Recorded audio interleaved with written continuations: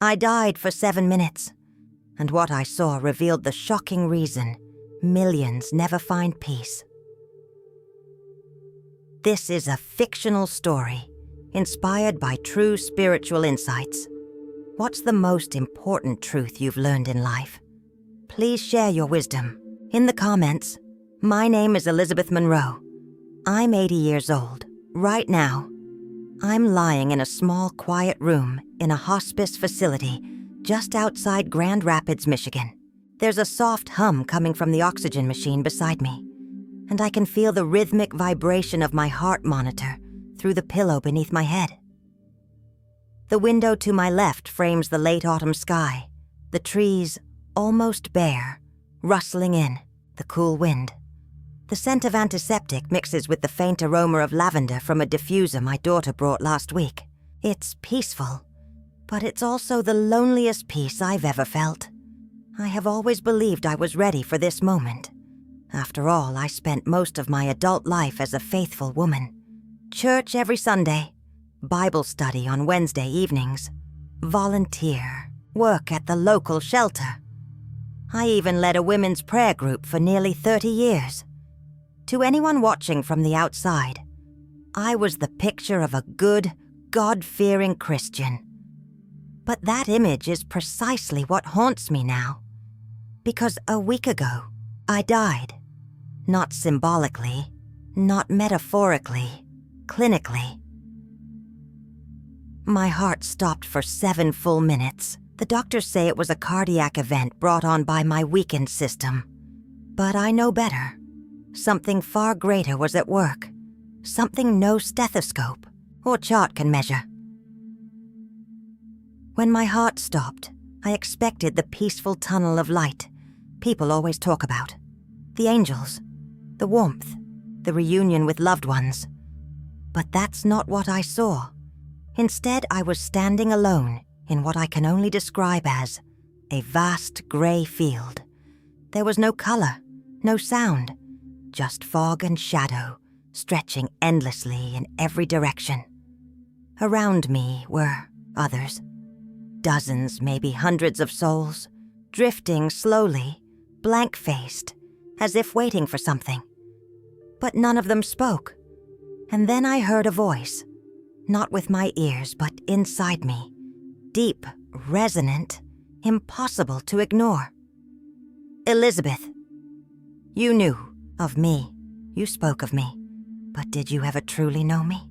The words pierced through me like light through glass. I tried to respond, but I couldn't move, couldn't speak.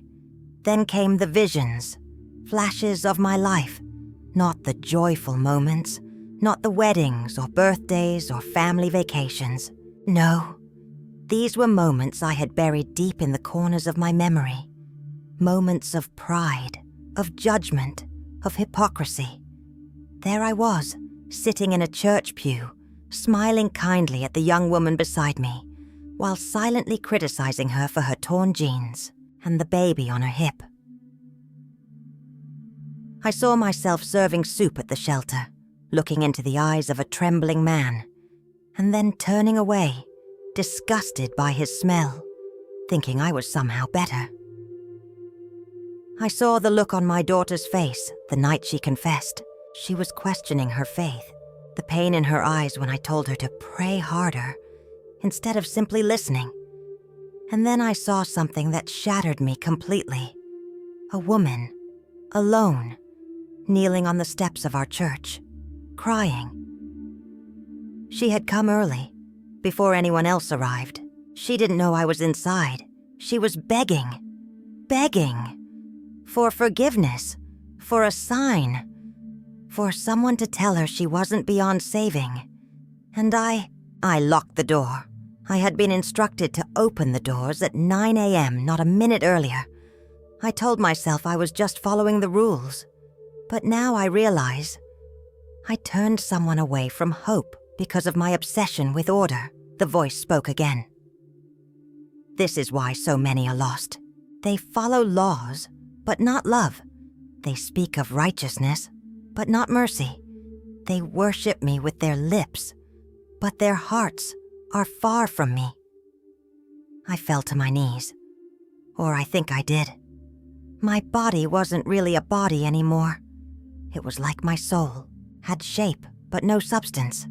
And yet, I felt pain.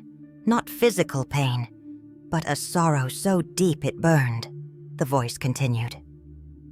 You knew my name, but you did not live my truth. Then, I saw others. I saw a man who had stolen, yes, but who had later spent decades helping others rebuild their lives. I saw a woman who had once lived in addiction, but who had found freedom through compassion and love, and who had devoted her life to lifting others from darkness. They were walking into the light, and I was not. Because while I had always looked clean on the outside, my heart had grown cold. I was proud of my goodness, too proud.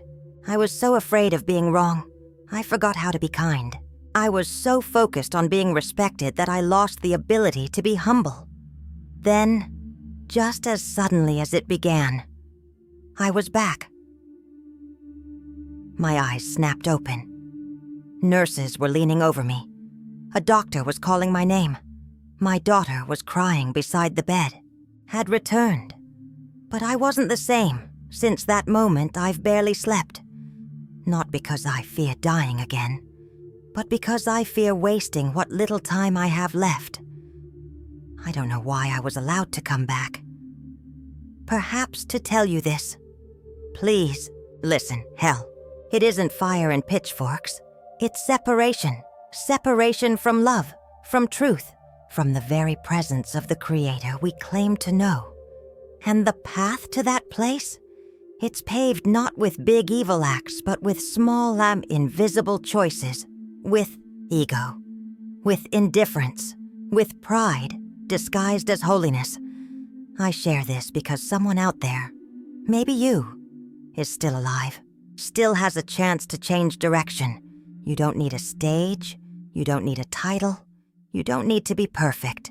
You need only to be real. To be kind when no one is watching. To forgive, even when it hurts. To love those who are hardest to love. To serve, not for credit, but because your heart aches for others. Now I know. Eternity doesn't begin when we die. It begins now. And it is shaped by the posture of our hearts. Not just, the words from our mouths. Thank you for listening to my deathbed confession. If this story moved you, please subscribe, like, and share your thoughts below. Your story, your truth, your experience might just save someone else's soul.